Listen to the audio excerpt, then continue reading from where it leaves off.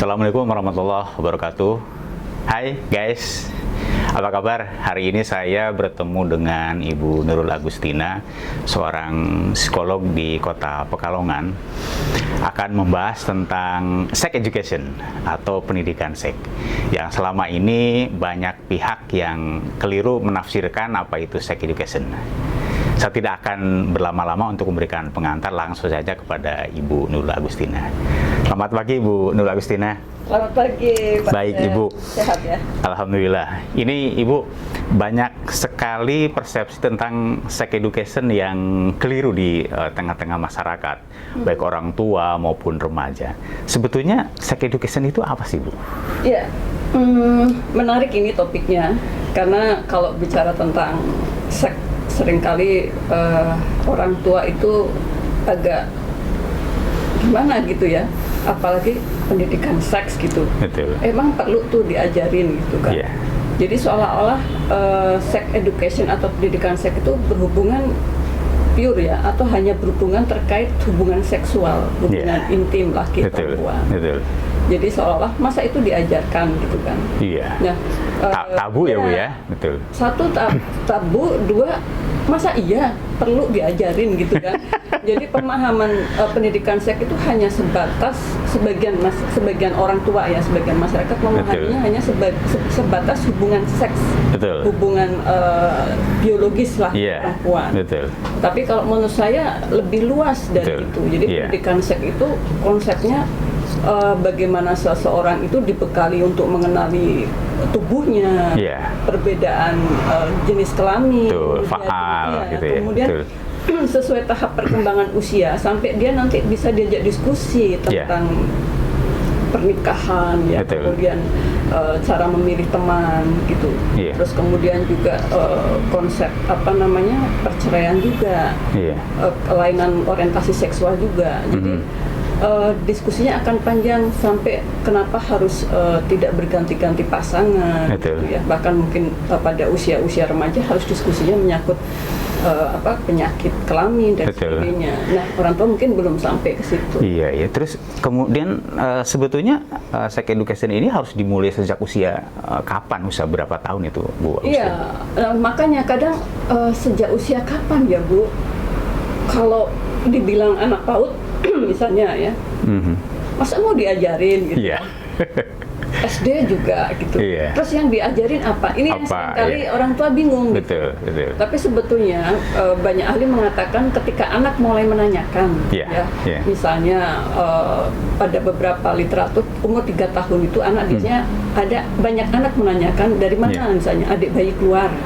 Ketika misalnya dia lihat ibunya hamil atau dia nonton televisi atau apapun ya, dari manapun informasi itu dia dapat, seringkali umur 3 tahun. Jadi ketika anak sebetulnya mulai menanyakan atau mulai itu bisa dimulai diskusi komunikatif ya.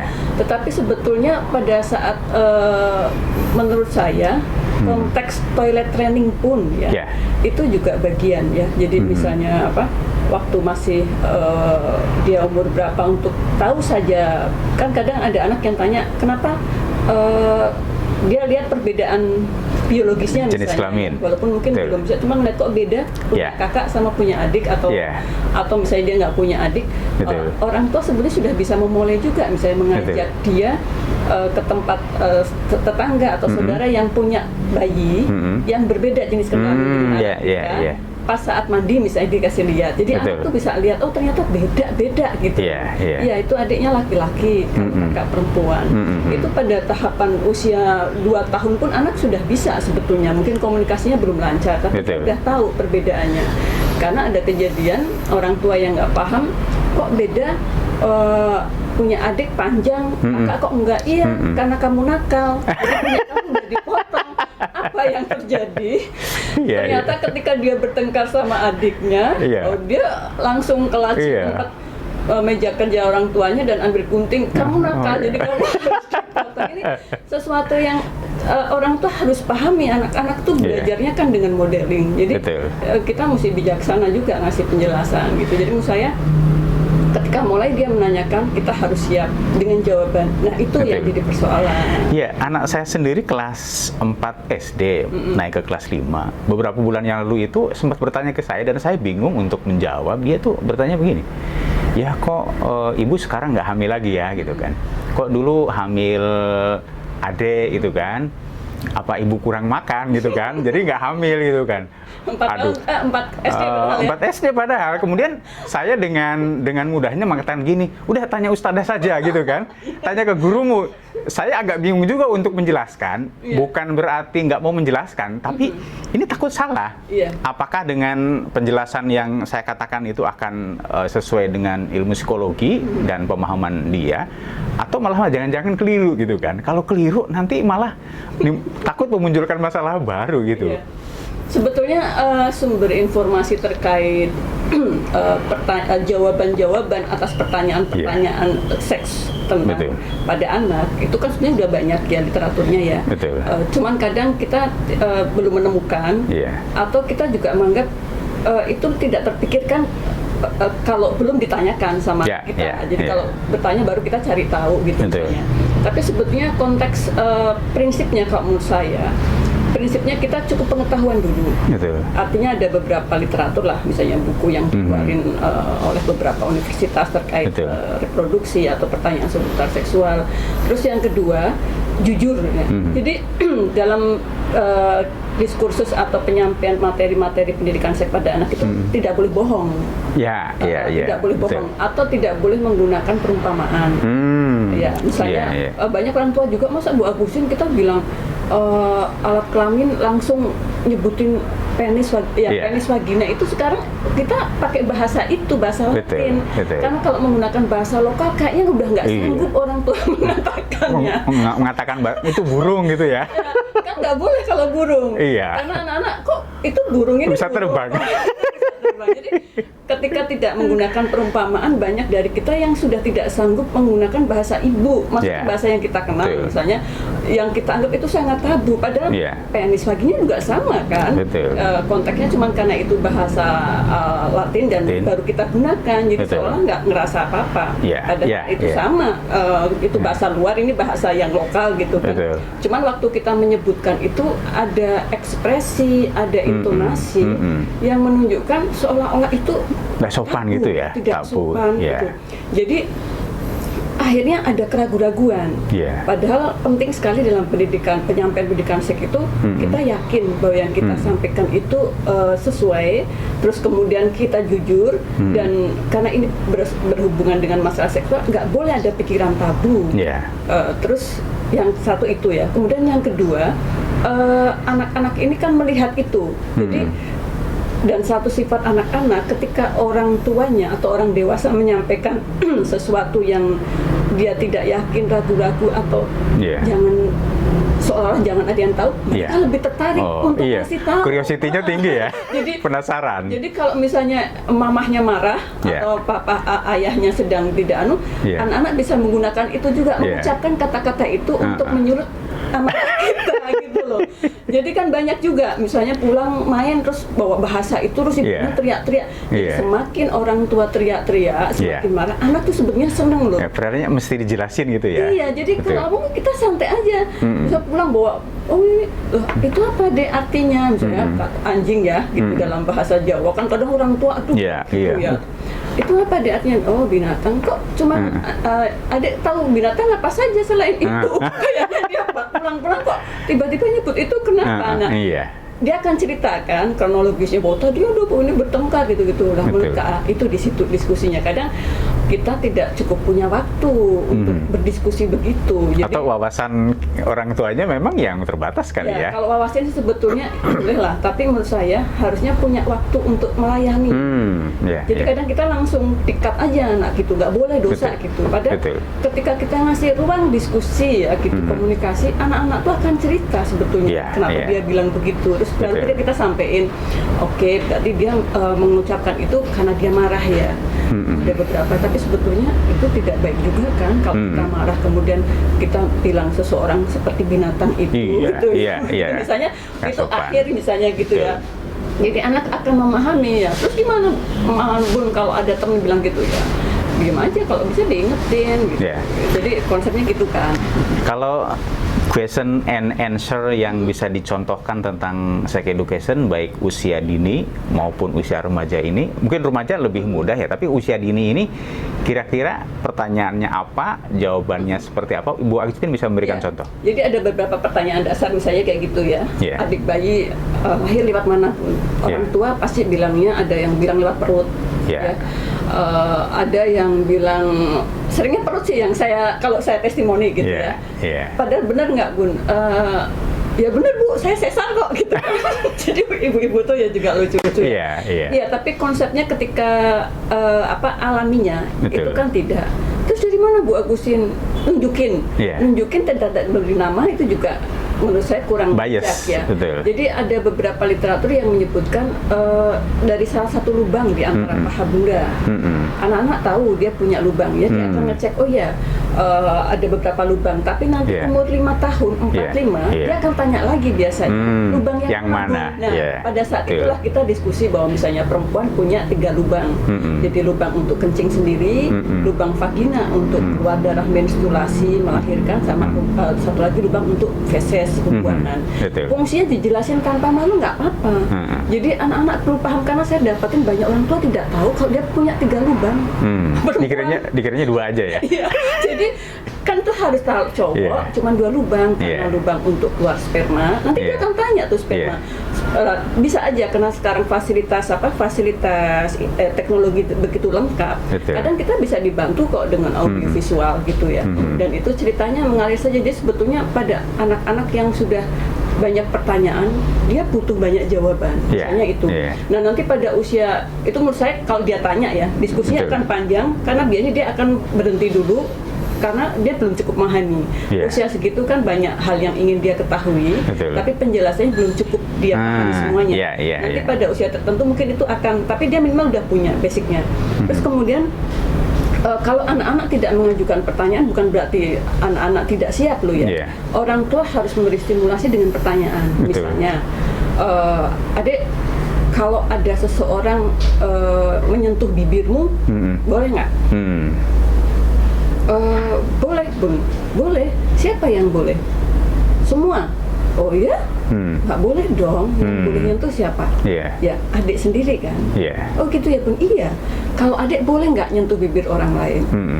Sampai semua bagian-bagian tubuh pribadi, payudara, ya perut, ya pantat, itu kita kasih tahu sampai dia memahami bahwa tidak ada seorang pun yang boleh menyentuh dan dia juga tidak menyentuh, sampai gitu. Terus kemudian kalau dia udah paham, mungkin pertanyaan dilanjutin, kalau ada yang menyentuh kamu, apa yang kamu lakukan? Apa ya Bun? Diem aja ya Bun? Masa diem? Bilang Bunda ya? Iya betul, gitu kan, kasih tos gitu-gitu loh. Jadi dia paham, oh gitu, iya bilang. Atau temanmu, misalnya ada temanmu dipegang pahanya, terus apa yang kamu lakukan? Oh bilang Bu Guru ya Bu? Iya betul, gitu. Atau kalau enggak apa? Lari Bun, gitu-gitu. Jadi anak-anak dikasih konsep bahwa itu yang harus dia lakukan. Di kita enggak itu. Anak PAUD tuh belum tahu apa-apa. Jadi kadang saya itu mengedukasi orang tua sama pendidik bahwa anak PAUD tuh, nah sekarang sasaran kekerasan seksual banyak terjadi pada anak-anak usia dini kok. Kalau mereka tidak paham, bahkan saya dapetin dikirimin salah seorang dari masyarakat video di mana seorang penjual jajanan itu menyentuh gitu ya, mengusap-usap anak SD, udah besar ya. Jadi anaknya itu juga senang aja ngelindot, manja kali ya. Satu mungkin berharap dapat diskon gitu ya. Anak-anak kan nggak ngerti. Terus mungkin dia dirayu atau apa. Itu kan sebetulnya nggak boleh. Sudah pelecehan. Oh itu iya. Anak-anak harus paham bahwa itu tidak boleh karena itu akan menjurus pada tindak kekerasan entah seksual yang paling sering terjadi. Misalnya gitu. Jadi diskusi itu tidak harus anak bertanya, tapi kita juga bisa menanyakan itu. Kalau kita lihat anak kok sudah paham pada tahap tertentu atau yang kita sampaikan sebelumnya, kita bisa meningkat. Jadi misalnya yang SD itu sudah harus meningkat tentang konsep kenapa kita misalnya penyakit menular gitu, cerita gitu ya, penularannya lewat apa gitu. Kemudian cinta itu apa, diskusi cinta kan kita ini orang tua juga banyak yang keliru loh. Iya, betul. Ya mungkin juga saya ya, karena telat ya dulu ya. Jadi memahami cinta itu kan kadang kita keliru. Jadi ada orang putus cinta jadi move-nya susah atau bahkan ada yang depresi atau apa. Jadi harusnya anak itu disiapin juga tentang putus cinta, kita mencintai, batasan cinta, terus macam-macam lah dampak dari itu, menghargai, terus sampai diskusi nanti kenapa tidak boleh berduaan. Itu harus ke situ karena ada dorongan-dorongan yang berbeda bahwa anak laki-laki itu ya visualisasi tentang seksual dan sebagainya lebih gitu. Nah, perempuan gaya pacarannya gini. Jadi kalau saya ketika konsep bicara pacaran saja misalnya itu anak SMP SMA telat kalau saya. Ya. Karena remaja sekarang lebih dini. Ada saya dapetin usia kelas 3 SD udah menstruasi. Coba bayangin ketika dia menstruasi dia tidak paham bahwa hubungan seks bisa bikin dia hamil. Nah, telat itu kalau SMP SMA. Ini penting banget sebetulnya. Cuman kok belum ada kurikulum standar untuk orang tua gitu ya? Atau gimana, Bu? Ya, ini menarik ya. Sebetulnya kita itu kalau parenting itu pengen ya, mungkin ini jadi PR saya deh, saya pengen juga nanti dari ini bikin semacam panduan ya khusus untuk parenting yang isinya bagaimana orang tua menjawab gitu. Sebetulnya udah banyak sih buku-buku itu ya. Tapi kadang orang tua kemampuan literasi masyarakat kita kan rendah. Jadi lebih senang dengerin daripada baca gitu loh. Atau mungkin saya harus rutin ketemu ibu nih. Tapi gini, nanti bikin tema-tema khusus misalkan untuk usia dini seperti apa, usia remaja seperti apa. Atau enggak tema bincang-bincangnya ya. Betul, nah, tema bincangnya itu betul-betul bisa menjadi panduan orang tua gitu kan. Boleh. Itu menarik ya. Iya. Boleh itu. Jadi sebetulnya sudah banyak literatur tertulis atau bahkan audiovisual, YouTube kan sekarang juga banyak ya. Tapi kita mungkin pangsa pasarnya sedikit, jadi banyak orang tua itu tidak tertarik untuk itu karena dia sendiri ada hambatan untuk mengungkapkan. Jadi ketika orang ada hambatan itu kan berarti bukan minat dia. Kalau nggak minat biasanya kita nggak tertarik kan. Tapi kalau kita ngerasa, jadi misalnya kalau ada anak tanya terus kita jawab aja nggak tahu kan, tanya sama sadah gitu ya. Atau nanti kalau udah besar kamu tahu sendiri. Dia ada hambatan. Jadi sebetulnya yang jadi problem kalau di parenting sih saya menekankan supaya orang tua itu dibuka dulu hambatan-hambatan itu, tentang pengasuhan itu banyak PR juga sebetulnya cara-cara handle anak itu kan. Jadi kalau itu udah dibuka, wawasan orang tua terbuka, nah itu isi dulu, memang harus diisi dulu tentang keterampilan berkomunikasi atau apa. Namanya orang tua nggak terampil juga kan. Kalau di level remaja gimana, Bu? Satu sisi hasrat seksualnya kan makin tinggi ya, tetapi kadang-kadang knowledge-nya kurang paham. Gimana? Nggak usah nunggu remaja, kalau dia sudah menstruasi atau sudah mimpi basah pada laki-laki. Sekarang banyak usia 5 SD, 6 sudah banyak ya. Jadi biologisnya dia udah siap, tapi secara psikis mental dia belum siap. Tapi dia tetap harus dibekali kan. Jadi ketika bincang-bincang dengan remaja, saya suka mengajukan beberapa pertanyaan dan mereka kaget gitu. Atau saya buka pertanyaan dan mereka boleh tanya apa saja. Di situ misalnya ada guru BK, guru BK-nya yang kaget. Jadi saya tuh suka, dia guru BK-nya lupa terus gitu kan, seolah-olah pertanyaan itu misalnya gini, saya pernah dapetin diskusi dengan remaja putri semuanya. Terus dia tanya gini, Bu, dia terkait payudara. Saya malu gitu kan, suka dibully gitu karena payudara saya besar. Kenapa sih kok ada yang besar, ada yang kecil gitu kan. Guru BK-nya itu sok denger gitu ya. Atau yang dua itu juga bikin sok, Bu, katanya sperma laki-laki itu bikin awet muda gitu. Jadi guru BK-nya itu, waduh gitu, saya bilang, Bu nggak apa-apa. Rasa ingin tahu mereka remaja lagi, itu sangat wajar. Ternyata banyak hal yang nggak mereka tahu. Nah, kita siap nggak gitu? Kalau ternyata kita nggak siap, kita cari tahu atau cari bersama. Jadi misalnya kayak tadi, saya tanya, kamu tahu nggak laki sama perempuan punya payudara ya? Berkembang nggak? Kan bingung juga, berkembang ya? Kayak yang perempuan aja deh, Bu, laki-laki enggak. Laki-laki juga berkembang, tapi nggak sepesat perempuan. Kenapa kok perempuan lebih pesat gitu? Oh, karena dia ini, Bu, kan dia nyusuin soalnya. Oh iya betul. Jadi ada kantong susu ya, ada betul. kantong susu. Nah udah, jadi paham ya, berkembang tapi nggak sama. Kok ada yang besar, ada yang kecil? Kenapa ya kira-kira? Apa karena gendut ya Bu? Enggak, aku gendut juga ada kecil kok gitu. Jadi diskusinya rame. Saya bilang enggak. Jadi ternyata besar kecilnya payudara itu genetik, dipengaruhi oleh ibu. Jadi kalau ibu kita besar ya kita mungkin akan besar, atau nenek dan sebagainya. Genetik itu kan dari beberapa generasi juga. Nah pertanyaannya sekarang, menurut kalian besar kecilnya payudara berhubungan nggak dengan banyak sedikitnya air susu yang dia dapat? Nah mulai itu mulai masuk ya, mulai masuk. Gimana Bu Agustin? Kayaknya yang besar banyak ya? Belum tentu. Belum tentu. Wah, baru paham dia kenapa ada orang-orang yang payudara besar tapi nggak bisa air susunya keluar. Oh iya ya Bu, iya. Jadi nggak usah khawatir yang kecil-kecil gitu kan. Bisa. Jadi itu berhubungan juga kalau kita menyusui kok nggak keluar, itu berhubungan dengan stres. Kita bicara ke situ akhirnya. Satu pokok dulu. Jadi lari tentang tema payudara misalnya. Kalau stres, kita punya bayi stres, jadi kan ada itu yang baby blues namanya. Itu remaja udah nggak apa-apa. Karena begitu dia menginjak nanti 20 tahun ke atas dia mau nikah, belum tentu dia dapat ini. Dia nggak dapat mungkin di misalnya itu kemarin saya dengan siswa-siswa SMP ya, mungkin di SMA juga udah persiapan akademik yang seperti itu, nggak ada tuh waktu khusus gitu. Jadi begitu diskusi panjang selesai, oke. Terus itu tadi, jadi seperti pertanyaan itu. Nah itu kapan tuh coba? Jadi jadi anak-anak ketika misalnya tadi ya, saya bilang, kalian tahu nggak kenapa kok ada, misalnya kalau dari si agama kan, misalnya saya bilang kok nggak boleh berduaan. Kenapa? Pahami dulu. Dosa bukan masalah dosa. Ingat bicara sex education sama remaja atau sama anak-anak, konteks dosanya harus dijelasin. Karena mereka nggak paham neraka surga. Jadi konteks dosa harus dipahami. Misalnya, yang cowok misalnya kan dia kalau bicara itu benar-benar kita pisah. Kalau cowok itu hasrat seksualnya tinggi memang. Jadi iya kan ya, misalnya kita bareng ya, sabunnya kan juga cepat habis ya gitu. Bahkan sampai ada yang sabunnya berlubang ya, kaget lagi mereka. Karena itu mereka melakukan itu semua kan.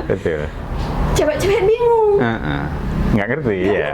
Apa sih Bu? Ya apa? Kamu bilang nyabun ya? Wah ketawa. Apa sih Bu? Yang saya nggak paham. Nah itu kita jelasin. Jadi mereka suka melakukan namanya onani.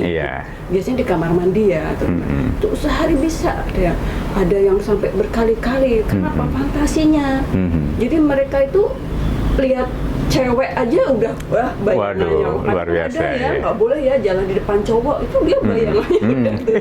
Jadi itu diskusi tema tentang bahwa cowok seperti itu, bahwa dia punya kemampuan ereksi misalnya 6-7 kali sehari. Itu harus dijelasin. Jadi kenapa kamu kalau sama cowok kamu nggak boleh deket-deket, karena dia cium baumu aja udah bikin dia gila gitu. Apalagi kamu deket-deket itu udah gesek-gesek lagi. Wah gitu ya Bu. Iya kasihan dong gitu. Mulai hati-hati dia kan, khawatir waduh diapain.